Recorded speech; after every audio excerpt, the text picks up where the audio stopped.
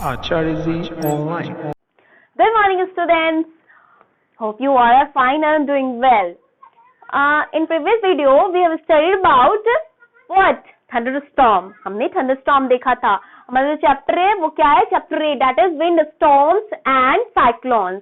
तो हमने विंड के बारे में पढ़ाई की थी. विंड के बारे में क्या स्टडी किया था कि विंड एयर पढ़ा था, एयर एक्सर्ट प्रेशर, फिर हाई स्पीड जो होता है, हाई स्पीड विंड होगा वो क्या, तो अगर आएगा तो क्या होगा, एयर प्रेशर कम हो जाएगा. पहले से जितना एयर प्रेशर होता है, अगर हाई स्पीड विंड आता है तो एयर प्रेशर क्या होता है, कम हो जाता है. तीसरा हमने क्या देखा, एयर एक्सपैंड्स ऑन हीटिंग. जब हवा को गर्म करते हैं तो क्या होता है, वो फैलता है, ठीक है, और हल्की हो जाती है. इस वजह से वो ऊपर जाती है और ज्यादा स्पेस ऑक्यूपाई करती है, इस वजह से वो हल्की हो जाती है. फिर हमने देखा थंडरस्टॉर्म के बारे में. हमने मॉनसून विंड्स देखा कि कैसे नॉर्थ ईस्ट एरिया और साउथ वेस्ट एरिया से मॉनसून विंड्स आते हैं और अपने साथ वाटर ड्रॉपलेट लाते हैं जिससे कि रेन होता है. और हमने देखा था कि समर में डायरेक्शन उनका चेंज होता है इन कंपैरिजन टू विंटर, उसमें भी उनका डायरेक्शन चेंज हो जाता था. और हमने जो डायग्राम देखे थे वो राजस्थान से रिलेटेड था. राजस्थान के मरुस्थलीय एरिया में ऐसा होता है कि मानसून विंड, जो पैसिफिक ओशियन से जो विंड्स आ रहे हैं मानसून विंड, वो उनका डायरेक्शन कैसे चेंज हो रहा था, ये सब हमने देख लिया था. तो this is only summary. And अब थंडरस्टॉर्म देखा था और अब हम जो देखेंगे वो क्या देखेंगे, दैट इज साइक्लोन. मतलब thunderstorm becomes a cyclone. Thunderstorm कैसे साइक्लोन बन जाता है, आज के वीडियो में हम ये देखेंगे कि how a cyclone structured. A thunderstorm से ही साइक्लोन का फॉर्मेशन होता है. कैसे होता है, तो आइए देखते हैं. सुन ले, how a thunderstorm becomes a cyclone. Thunderstorm कैसे एक साइक्लोन बनता है. तो अब हम थोड़ा प्रीवियस क्लास में जाते हैं. जब हमने वाटर साइकिल जब हमने देखा था तो वहां पे हमने क्लाउड फॉर्मेशन पर देखा था, प्रेसिपिटेशन देखा था, इवेपोरेशन देखा था, कई सारी थिंग देखी थी. तो कुछ बातें आप रिकॉल करेंगे. क्या क्लाउड फॉर्मेशन कैसे होता था, व्हेन वाटर हीट होते थे तो क्या इवेपोरेशन होता था और वो वेपर ऊपर जाते थे, फिर वो ड्रॉपलेट फॉर्म में आता था, फिर नीचे प्रेसिपिटेशन, जब बारिश होती थी that is precipitation. So before cloud formation, अब क्लाउड फॉर्मेशन से पहले क्या होता है, water takes a feed from the atmosphere to change into vapour. क्या करते हैं, वाटर हीट लेते हैं, कहाँ से, एटमॉस्फेयर से जो हीट होती है, जो सन के थ्रू जो हीट होती है, उससे क्या करते हैं, गर्म होते हैं और फिर वेपर में चेंज हो जाते हैं. वही वेपर ऊपर जाता है, फिर वो ड्रॉपलेट में कन्वर्ट होके फिर नीचे. और जो जब हीट लेते हैं एटमॉस्फेयर से क्लाउड फॉर्मेशन के समय, वो हीट जब वो ड्रॉपलेट में बदलते हैं तो वो हीट क्या होता है, रिलीज हो जाता है. कहाँ रिलीज होता है, एटमॉस्फेयर में. तो जैसे ही वो हीट एटमॉस्फेयर में रिलीज होता है तो जितने भी एयर चारों तरफ होते हैं, राउंड जितने भी एयर होते हैं, वो भी क्या हो जाते हैं, वो हीट हो जाते हैं. तो हमने ये पढ़ा है कि जब हीट होते हैं एयर क्या होता है, इट टेंड्स राइज अप.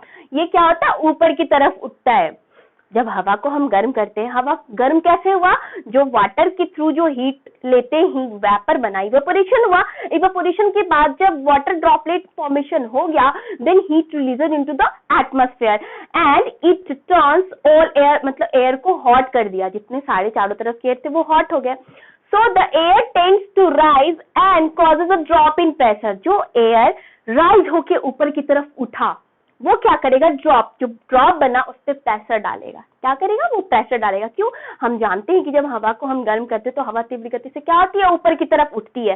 तो तीव्र गति से जब ऊपर की तरफ उठेगी तो वो ड्रॉप जो होते हैं उस पर प्रेशर डालते हैं. वो more air rushes to the centre of the storm. अब क्या होता है, हमने थंडरस्टॉर्म फॉर्मेशन हमने देखा था, उसमें क्या देखा था कि जो हवा नीचे से ज्यादा हीट होने की वजह, इक्वेटर जो होता है अर्थ का इक्वेटर, वहां पे मोर हीट ट्रांसफर होता है सन के थ्रू. तो वहां का जो एरिया वो सबसे ज्यादा हॉट हो जाता था. तो क्या होता है, वो हॉटर होने की वजह से वहां का जो एयर होता है वो बहुत तेजी से ऊपर की तरफ बढ़ता था.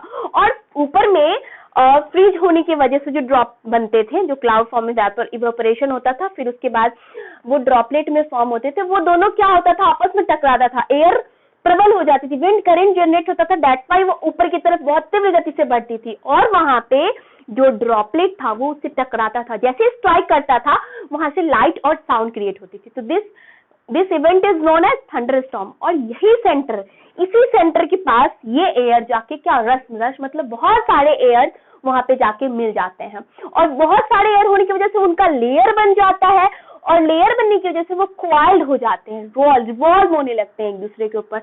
और इसी इवेंट को, और ये इवेंट खत्म कब होता है, this chain ends with the formation of a very low pressure system with very high speed winds revolving।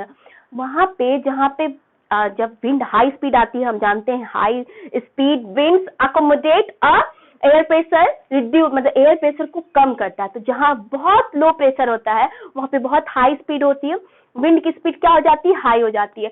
तो जो स्टॉर्म का जो सेंटर है वहां पे बहुत सारे एयर रश करते हैं, बहुत सारे एयर आके मिलते हैं उस जगह पे। तो वहां पे वेरी लो प्रेशर, वहां पे जो बहुत जो एरिया होता है वो बहुत लो प्रेशर का हो जाता है, और विंड की जो गति होती है हवा बहुत तेजी से बहने लगती है और चारों तरफ से क्वाइल कर लेती है, रिवॉल्व कर लेती है। इस इवेंट को हम क्या बोलते हैं, cyclone. This is called cyclone. तो साइक्लोन किससे बना, after all this is becomes a thunderstorm becomes a cyclone, thunderstorm से ही cyclone बना। तो cyclone is a general term in which winds rotate inwardly, as I say that winds rotate inwardly an area of low air pressure। जहां का air pressure low होता है वहां क्या होती है, बहुत सारी जो हाई स्पीड विंड होती है वो रिवॉल्व होने लगती है, इनवर्डली उसके साथ रिवॉल्व हो जाती है। और कहाँ पे, सेंटर ऑफ थंडरस्टॉर्म, जो स्टॉर्म का जो सेंटर होता है वहां पे। ठीक है, तो इसी पूरे इवेंट को हम क्या बोलते हैं, साइक्लोन। ओके, तो आपने साइक्लोन्स की बहुत सारी पीछे हमने डायग्राम्स भी देखा है, पिक्चर्स देखा है कि कैसा साइक्लोन दिखता है, आपने पीछे देखा होगा वीडियो में, और आपने लाइव भी देखा होगा, कभी आपने टीवी प्रोग्राम्स में देखा होगा, कोई मूवी में, कि साइक्लोन्स कैसे आते हैं। साइक्लोन को हिंदी में हम चक्रवात बोलते हैं। तो हमने अभी उसका इवेंट देखा कि कैसे ये बनता है। ठीक है, अब इसके कुछ फैक्टर्स होते हैं जिसके कारण ये होता है। क्या होता है वो factors, wind speed, wind direction, temperature and humidity. उस रीजन की ह्यूमिडिटी पे भी डिपेंड करता है साइक्लोन का आना। फिर विंड डायरेक्शन, हवा किस दिशा में बह रही, हवा की दिशा पे भी डिपेंड करता है साइक्लोन, कारक मतलब जिसके कारण हो। And wind speed, speed of wind, wind की स्पीड वहां कैसी चल रही है, स्पीड से ही एयर प्रेशर वैरी करता है ना। अगर हाई स्पीड विंड ब्लो हो, मतलब बह रही है, तो क्या होगा, वहां का एयर प्रेशर कम हो जाएगा, और पहले से जितना एयर प्रेशर उससे कम हो जाएगा। टेम्परेचर भी बहुत वैरी करता है, अनइवन, हमने पढ़ा था विंड करंट जनरेट कैसे होता है, अनइवन हीटिंग से। तो टेम्परेचर भी कभी समान नहीं होता है, इसकी वजह से भी साइक्लोन आते हैं। तो ये सारे फैक्टर्स हैं, फैक्टर्स ऑफ साइक्लोन। अब हम देखेंगे कुछ साइक्लोन का स्ट्रक्चर। आप सामने डायग्राम भी देख रहे हैं, this is the structure of cyclone, overall structure of cyclone. Cyclone का स्ट्रक्चर कैसा होता है, जो हर किसी इवेंट का एक सेंटर होता है, जैसे थंडरस्टॉर्म का भी सेंटर होता है, उसी तरह साइक्लोन का भी एक सेंटर होता है जिसको हम शांत क्षेत्र बोलते हैं, यानी काम एरिया। तो centre of cyclone is a calm area and it is called eye of an cyclone. Cyclone की आई, नेत्र बोलते हैं इसको, जो शांत एरिया होता है, हर क्षेत्र का एक शांत एरिया होता है जहाँ पे विंड स्पीड बहुत ही कम होता है, लो विंड प्रेशर होता है, उस जगह को हम काम एरिया बोलते हैं, वहां पे सबसे कम होता है। It is called the eye of the storm, storm का नेत्र कहते हैं। The centre of the cyclone is at 10 to 15 kilometre high and voluntary rotated pass of the air. क्या होता है कि धरती से 10 से 15 किलोमीटर की ऊंचाई पे, आप देख रहे होंगे फ्लो, आउटफ्लो 10 से 15 किलोमीटर की ऊंचाई तक ये साइक्लोन जाता है, द फ्लो ऑफ एयर होता है। और वॉलेंटरी रोटेटेड में बहुत तेजी से, आक्रामक रूप से रोटेटेड करती हुई हवा। आपने जरूर देखा होगा टेलीविजन पे, जो हवाएं चलती है वो बहुत आक्रामक होती है, बहुत तेजी से चलती है, और आप देखोगे वो रोटेट होके चलेंगी, रोटेट होती रहती है आपस में। और The diameter of the eye varies from 10 to 30 kilometre. 10 to 30 kilometre के बीच का जो साइक्लोन का रीजन होता है, जो जिसको हम क्या बोलते हैं, the eye of the storm, वो वैरी करता है। वहां उस रीजन में क्लाउड्स नहीं होते, देयर इज नो, मतलब नो क्लाउड रीजन, वहां पे क्लाउड्स नहीं होते। बट अवे फ्रॉम इट जो क्लाउड्स होते हैं वो 150 किलोमीटर के रेंज में होते हैं वो क्लाउड्स। ठीक है, और वहां पे विंड कितना चलता है, 150 से 250 किलोमीटर पर आवर की स्पीड से विंड चलता है। Okay, so don't confuse. So the diameter of the ice varies 10 to 30 kilometre and जहां पे साइक्लोन क्रिएट होता है उसकी हाइट क्या होती है 10 to 15 किलोमीटर हाइट, ठीक है, ऊंचाई। तो ये सब तो हम आपको याद करने होंगे, लर्न करने होंगे, ओके। तो it is a region free of clouds and has light, और यहाँ पे क्या होता है, only there is no cloud but only light wind, यहाँ पे हल्की हवाएं चलती है, ठीक है।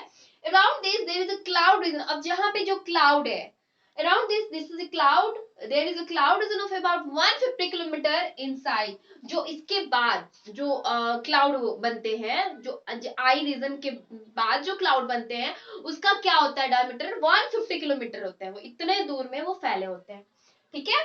इन दिस एरिया, और वहां पे क्या होता है, in this area there are high speed winds, there are high speed winds contain 150 to 250 kilometre per hour speed होता है वहां का, ठीक है। And thick clouds with heavy rain, और वहां का जो क्लाउड्स इतना हैवी होता है और जो बारिश होती है वो बहुत ही हैवी रेन होती है, मतलब सघन बादल जो होती है और वर्षा जो होती है बहुत ही हैवी होती है। So away this wind speed gradually decreases, ऐसा होता है। और फिर हम आगे जब जाते हैं साइक्लोन के थोड़ा आगे, तो क्या होता है, जो विंड स्पीड होती है वो ग्रेजुअली क्या होगी, डिक्रीज होती जाएगी। This is very complex process, और जो साइक्लोन का जो ये प्रोसेस है ये बहुत ही कॉम्प्लेक्स प्रोसेस है। आप सामने देख रहे हैं, this is structure of cyclone, कैसे एयर फ्लो हो रहा है, आउटफ्लो, फिर सिंकिंग एयर नीचे की तरफ आए हुआ है, फिर स्ट्रीम फ्लो, उधर से एयर का बहाव कैसा हो रहा है, और फिर इधर decrease in direction of cyclone, cyclone के डायरेक्शन की मतलब डिक्रीज कर रहा है उसका एरिया। और फिर आप नीचे देख रहे हैं एक वर्ड है हुरिकेन, ठीक है। हुरिकेन, साइक्लोन को ही हम हुरिकेन कहते हैं। इन अमेरिकन कॉन्टिनेंट जो हुरिकेन है इस शब्द का इस्तेमाल किया जाता है, साइक्लोन ही है हुरिकेन भी, ठीक है। और जापान और फिलीपींस में इसका ही नाम होता है टाइफून, वहां पे लोग इसे टाइफून के नाम से जानते हैं। और अमेरिकन कॉन्टिनेंट में इसका नाम क्या होता है, हुरिकेन, और यहाँ हम लोग किस नाम से जानते हैं, साइक्लोन, ओके, दिस मीन्स चक्रवात।